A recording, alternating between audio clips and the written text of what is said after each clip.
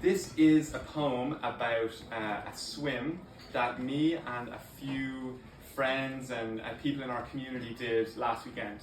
We swam from Bray to Greystones in Wicklow, which is about 5 or 6 kilometres. And we were training for like 2 or 3 months, and it was an amazing experience. And I feel like I've forged such amazing friendships that I'll hopefully have for a long time. And it was very important to me because, this isn't the poem by the way, it was very important to me because I just moved home from living abroad for 5 years. So it felt like the right time. This poem just kind of came out of me, as maybe creative people in the room would know that sometimes a gust of wind comes and you just have to be ready to write it down, and then it goes. So this is my poem, and it's called The Big Swim. Coming home from Vancouver, alone after a breakup, I was shaken up from the core. Craving my tribe, I travelled across the sky to rest my head and my eyes amongst Irish air and sea and tides. The first month was about grounding, sleep patterns back to normal. I ate everything in front of me. Time with family was vital. Walks with my dad around the mountain, with my mum, coffee and tea, trusted partners on this pilgrimage to eternity.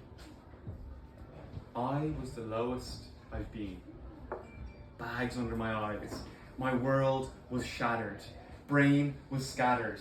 Even though it was my call, a life was washing away. A potential future was foregone, grasping at straws like Yeats after Maud gone.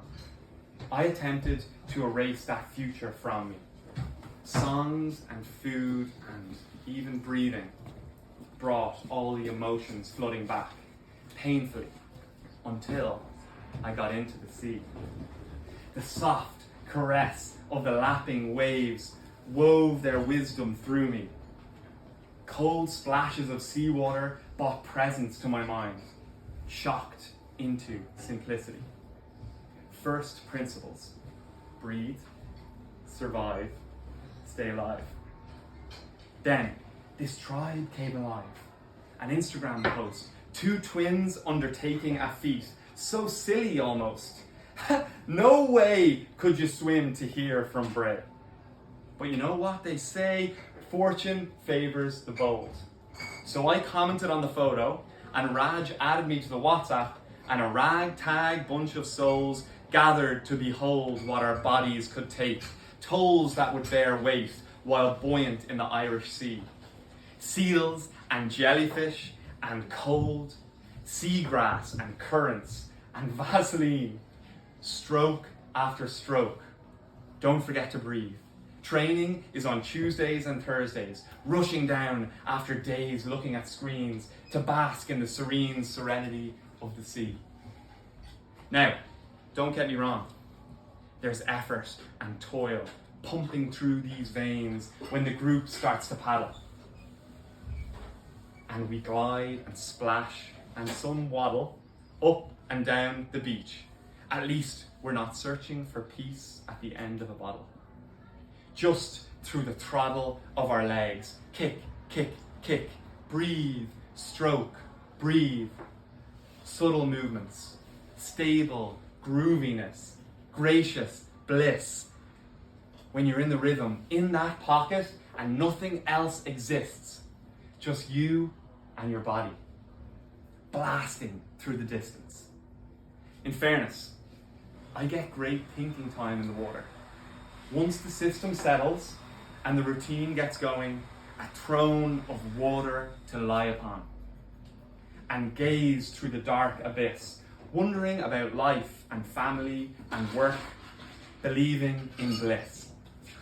I'm so grateful to this group of men and the women and families supporting, surrounded by so much love and patience and support, saviors amongst a world that sometimes feels broken and rushed and harsh and always ending.